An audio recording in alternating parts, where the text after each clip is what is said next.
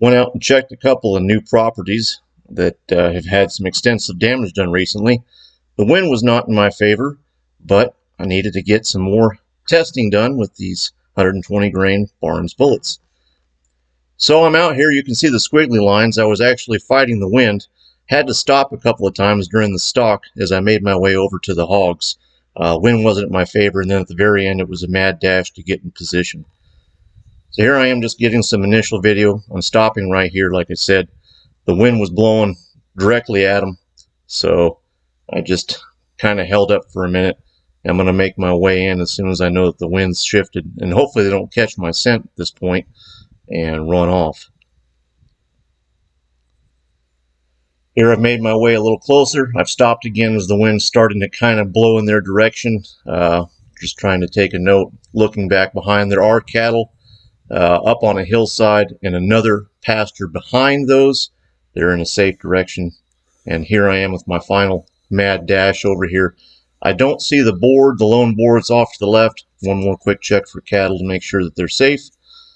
And that boar is somewhere over there in the tall grass. So I'm going to go ahead and just take a sow here and pick up the action.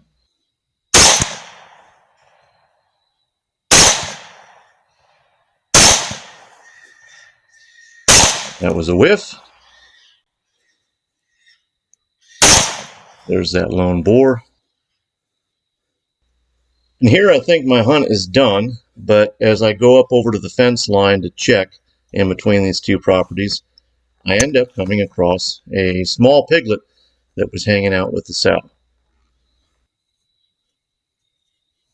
There it is there. I'm just trying to get to a position where I can shoot over the fence.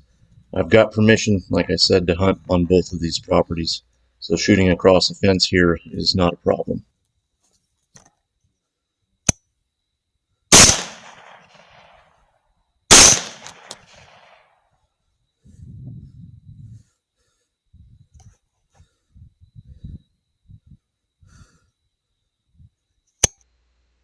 Both of the adult sows on the other side of the fence taped at 160 pounds. The piglet was obviously just a couple of pounds.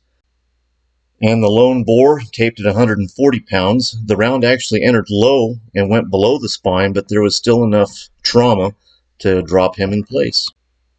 Moving on and checking another property, I ended up seeing something in the very back where there was no cattle, but it appeared to be a calf. It was extremely tall, so I went and made my way over to check it. As I rounded the corner, the wind ended up blowing directly towards it, so I barely had any time to set up. I think it's already basically winded me at this point. So I'm just really quick going to scan for cattle and then shoot. That was an objective cover lens malfunction. I just flipped it back up, and there's the hog kicking.